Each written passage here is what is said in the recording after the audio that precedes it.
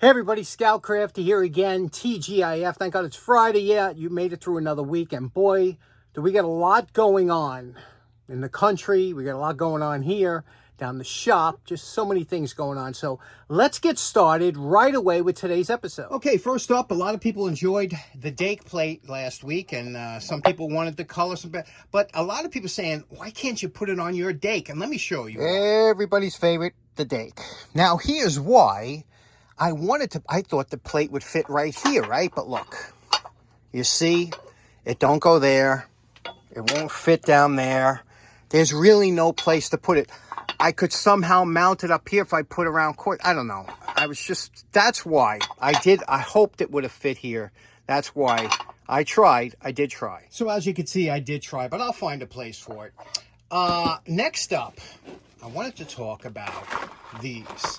Okay, now a good friend of mine, and you all know 357 Magdad, did a fantastic review on some screwdrivers that he picked up at Harbor Freight. Okay, and these were so cheap, they were under $5. I think he paid for a set, and it was a fantastic review. I really hope you get to see it. And he was talking about this review. Again, interesting. I'm not a tool snob. In other words, some people have, look down their nose at cheap tool. Me, I'm not. I've seen some fantastic work done with inexpensive tools. It's not the tool, it's the guy using them.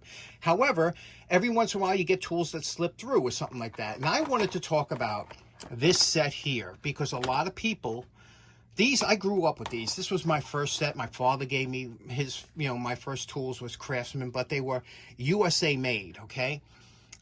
Craftsman was taken over not too long ago, and these came out, and these were from Taiwan. These are hard to find because now they're made in China, okay? You could still find these.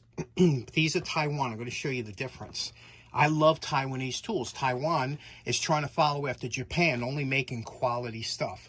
Anyway, you can see here, this set is a $12 set.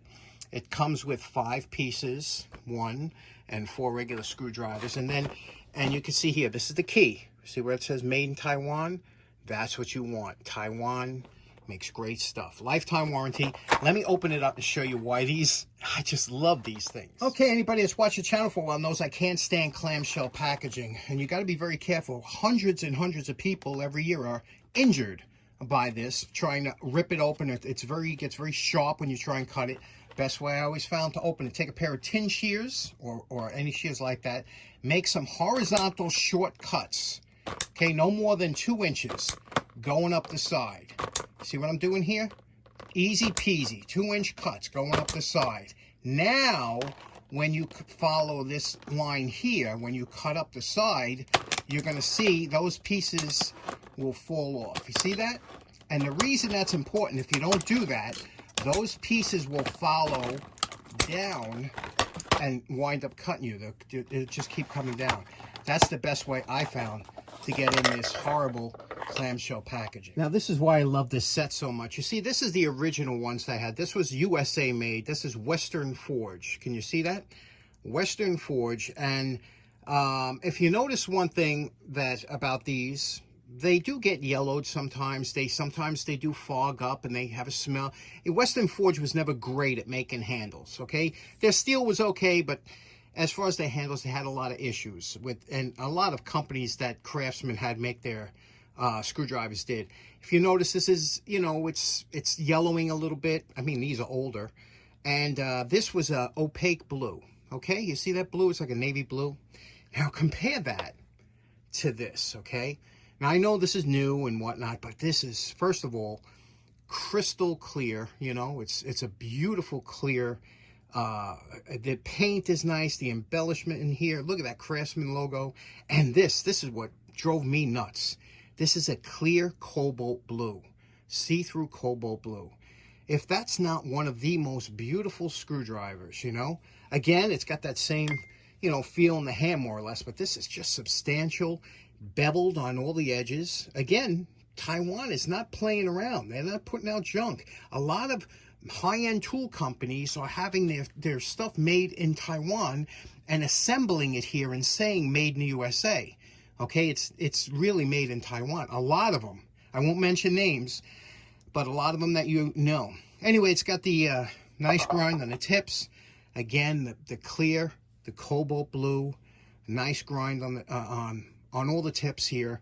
So if you're looking, if you have 12, what is it, $12.99 or something, and this one is always nice. Although I did like with some of the older screwdrivers, the one thing that I did prefer is they had a cupped top for some of these, because sometimes you put your finger on and do this, and this is a domed top. So I do like the cup top on the old USA ones, but cobalt blue, what a beautiful set, right? So if you know a young person that don't have any tools or something, and you're looking to get a quality set, lifetime warranty, again, quality set, I would consider these. But tell me what you think of these compared to 357 Magdad's score at Harbor Freight. This is a step up. This is the next step up, and I love it. One other item I didn't discuss, but I just want to point out, is this right-handed screwdriver, which comes in handy 3 times in your lifetime, right? I don't know people that use these often. I don't, but there has been times, again, maybe 3 times in your lifetime. One thing I want to point out is the beautiful grind on this particular screwdriver. Look at that. That is a perfect grind on here. The Phillips, you know, they're all nice, but the knurling is nice. Again, a real quality tool. There's nothing chintzy about this set. Okay, next up, remember a couple weeks ago I was at the Long Island Tool Meet, and speaking of tool meets, this weekend, tomorrow, we have Jacktown and Zagre, two fantastic shows, summer shows. Jacktown is in Bangor, Pennsylvania, and Zagre Farm Museum is in Colchester, Connecticut. So both of those shows are happening this weekend. The weather is supposed to be, no, I don't see any rain forecasted, so I don't know which one. I'm going to hit one. I just don't know when, you know. Getting up early is tough for me, so I don't know what I'm going to do. Anyway, at the Long Island Tool Show a couple weeks ago, my good buddy Lenny gave me this wonderful lamp. That was his mother's. And what a nice stained glass lamp in a big box. He says, you know, it was my mother's, and I cherish that stuff, so I have that. Then he also said, he says, listen, I got these 2 tools. They need handles, you know, and you want to for the show. So I'm going to put the handles on these for Lenny. Again, he just wants them as, he's a machinist. He just wants them as knockarounds, nothing that comes out like, but this was a snap-on hammer. And this was, look at that. You know, this is a nice piece of steel. The problem with this hammer is it was covered with that plastic, you know, that snap-on plastic. The problem is, look what happens. This is what's inside of that plastic handle. And that thing must have just disintegrated, you know, the UVs, maybe, whatever. I don't even know if this is glued on or welded on, whatever. That's to stop it from spinning, whatever the case may be. The handle, we can put some kind, he said, any kind of handle, just to make it a user.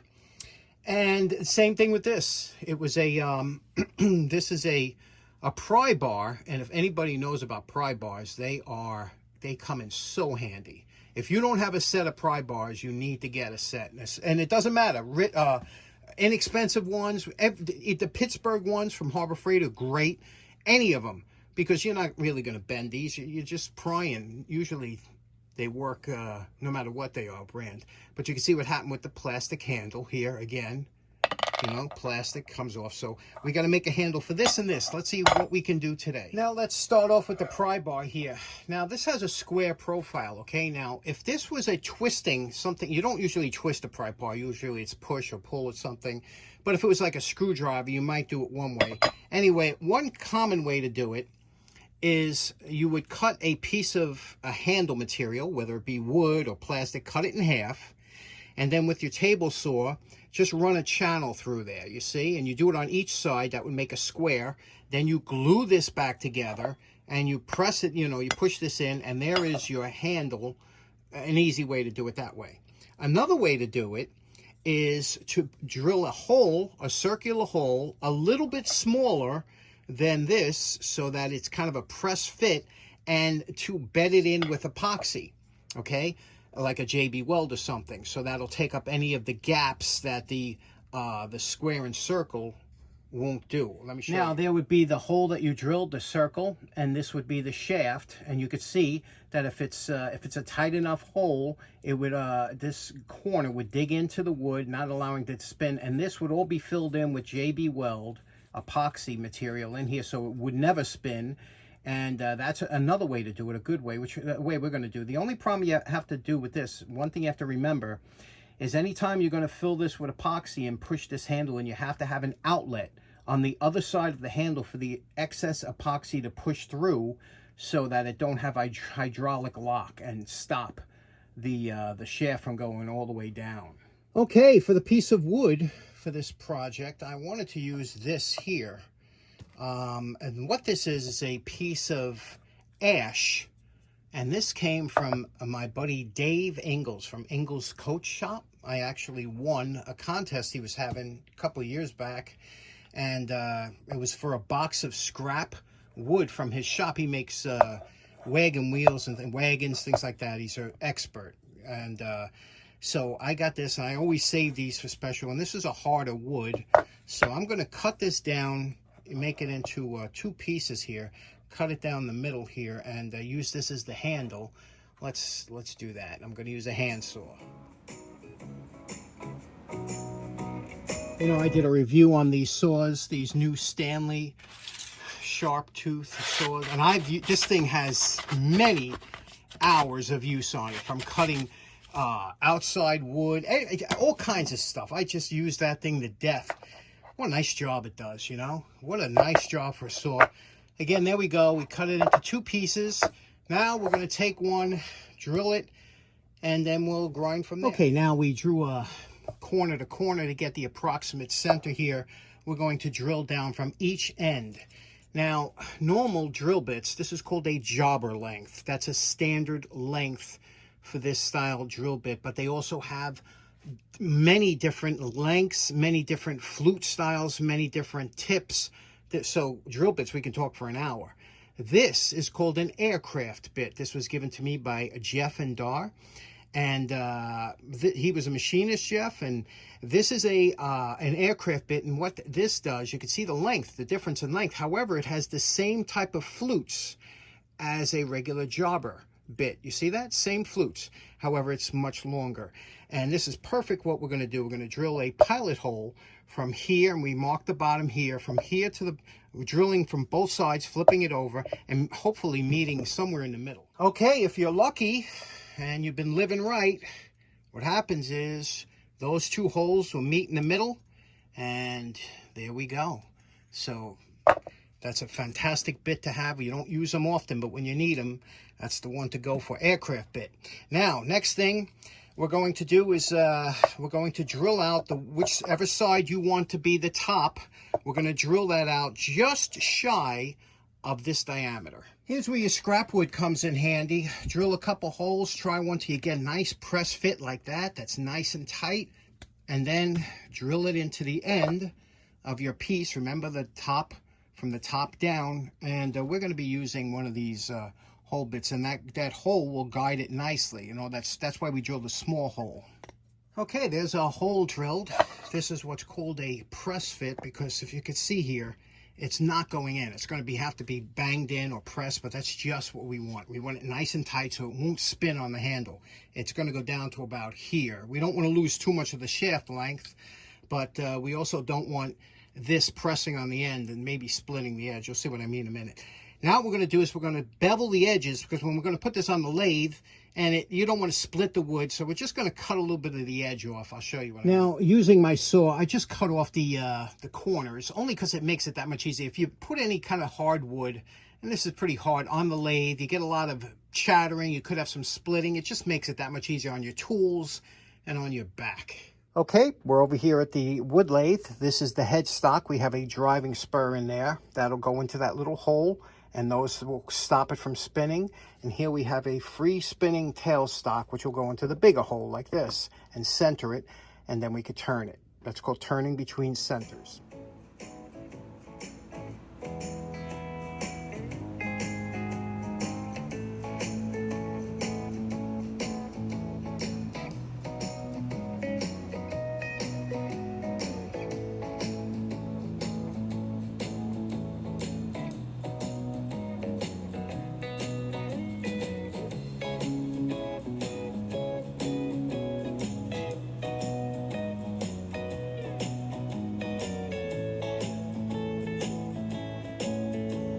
Okay, here we go.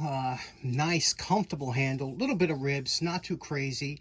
Got a nice swell on there to stop from splitting. And again, it's a press fit. We're going to have to bang this down. But first, we're going to clean this with alcohol, mix up some JB Weld, and put it in. Okay, we pressed it in, actually banged it in with a soft blow hammer. Put a little striking cap on the back there, you know, just that's a carriage bolt that meets with the metal. And now we're going to wait for the JB Weld to dry. It takes about 8 hours to set up. Then we'll give it a little bit of gun stock, some shellac, just to make it nice. And we'll be back. And we're calling this project done. You can see what we did here. We did a coat of gun stock. And also we did 2 coats of shellac on here, okay? Just a ribbed finish. You could see here the little striking cap on the back, just in case, you know, you have to hit something. Or, and the front here, remember I was telling you about how that circle turns into a square when you bed it with epoxy, and that's what it should look like. This isn't going anywhere, super strong, heavy duty, and I don't know, maybe Lenny will use it in the car, whatever the case may be, but it's saved from otherwise being tossed, right? Okay, so in closing, I'm pretty happy with the way the pry bar came out, but the hammer is going to be a little more difficult. The hammer, you know, with that one rod going down, it's a little bit trickier to do, so I got to think that one out. We'll approach that soon. Anyway, hope you have a great weekend. Remember, Jacktown and Zagre this weekend. Hit one of them if you can. I'll probably be at Zagre on Saturday, hoping. Anyway, have a great day. Enjoy your weekend. Bye-bye now.